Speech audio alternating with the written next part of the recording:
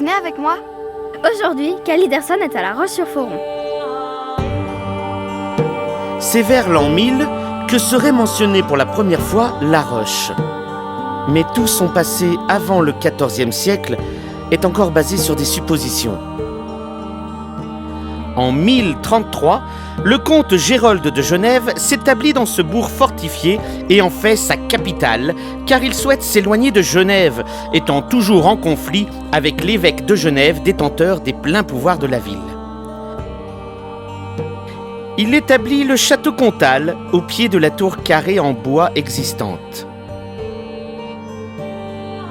Vers la fin du XIIe siècle, une première enceinte apparaît, défendue par 3 châteaux. Le château comtal, le château de Sec et une maison forte qui deviendra le château de l'Échelle. En 1335, les exonérations de taxes et d'impôts octroyées par le comte de Genève aux Rechois attirent les commerçants, artisans, industriels et forains de la région. Les marchés comptent parmi les plus importants du duché de Savoie. Les halles et les mesures à grains témoignent du passé commercial de La Roche. C'était pour faire pipi? Mais non, c'était pour mesurer le grain. C'est pour ça que ça s'appelle la mesure à grains. Nous sommes en dessous de la porte Saint-Martin. C'est ici que devait se trouver le marché aux bestiaux. Le marché aux cochons! C'est en tout cas vrai pour le XVIIIe siècle. Au XIVe siècle, la ville a grandi et une deuxième enceinte est levée sous les ordres d'Amédée III de Genève. Au XVe siècle, le Genevois est vendu au comte de Savoie Amédée VIII. En 1416, le comté de Savoie devient duché. Voyez cette tour derrière moi? C'est ce qu'il reste de la porte de l'enceinte du XIVe siècle. De l'ancien cimetière de Farlon du XVe siècle, il reste la croix de chemin en pierre. C'est ici même que se trouvait le cimetière au XVe siècle. Nous sommes devant la maison des chevaliers de l'ordre de l'Annonciade. Elle date du XVIe siècle. Et pourtant, on sait qu'aucun chevalier de l'Annonciade n'a habité à La Roche. Ils logeaient tous à la chartreuse de Pierre Châtel. C'est une façade Charlotte d'Orléans avec des pierres blanches et des fenêtres à meneaux en croix. Charlotte d'Orléans était la femme de Philippe Ier, comte de Genève et duc de Nemours. Le XVIe siècle n'est pas de tout repos. La Roche connaît les incendies des Fourbaneaux, la révolte des habitants contre le clergé, des guerres et la peste. Autant d'événements qui contribuent au déclin de la maison de Savoie. Derrière moi se trouvaient les fameux Fourbaneaux qui ont brûlé. Nous sommes à côté de l'église et à l'époque, le clocher était en bois. Il a aussi brûlé. Fallu le reconstruire. Pendant les 2 passages de la peste, dit la légende, les habitants trouvent refuge dans un vallon où l'air est purifié par les arbres. Ils se retrouvent autour d'une source qui se révélera miraculeuse, le sanctuaire de la Bénite Fontaine, officialisé peu après par saint François de Sales. Pendant la guerre entre Genève et la Savoie, dans la nuit du 29 mars 1590, La Roche est envahie sans être défendue. On pense que la forteresse est détruite et qu'il ne reste que la tour des comtes de Genève, juchée sur l'énorme rocher qui a donné son nom à la cité. Mais cette destruction reste un mystère.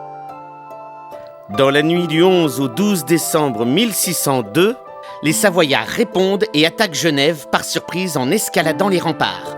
Une sentinelle donne l'alarme et c'est la défaite pour les Savoyards.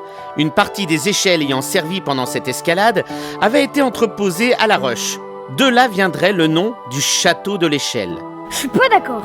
Non, mais il y a d'autres châteaux aussi où ils entreposaient les aisselles. Les échelles, c'est tout.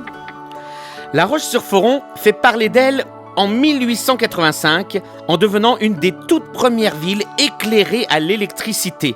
L'éclairage est public, toute la ville est éclairée et c'est la première fois de toute l'Europe. Une ville lumière dans les Alpes, titrera le journaliste Pierre Giffard dans le Figaro.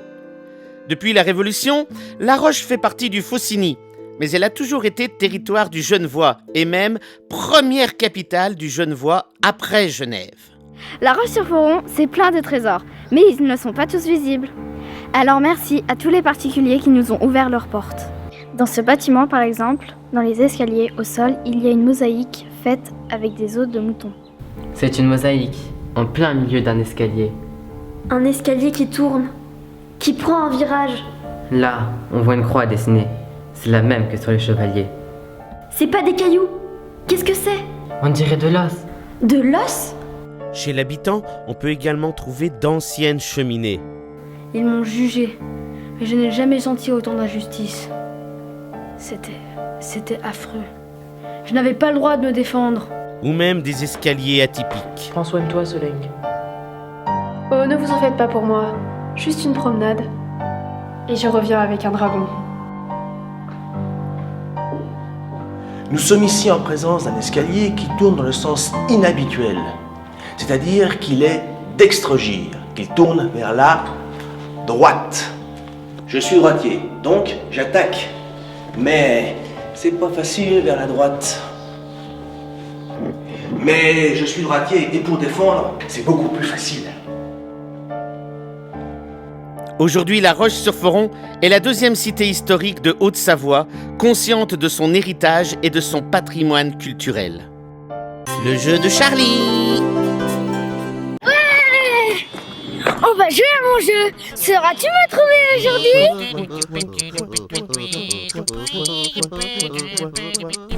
Je suis là! Oh Charlie, vraiment c'est le pied. Et saurais-tu dire comment s'appelle cette tour? Oui, la tour des comtes de Genève. Au revoir et à bientôt. Ah, ça va là, je te rends ça.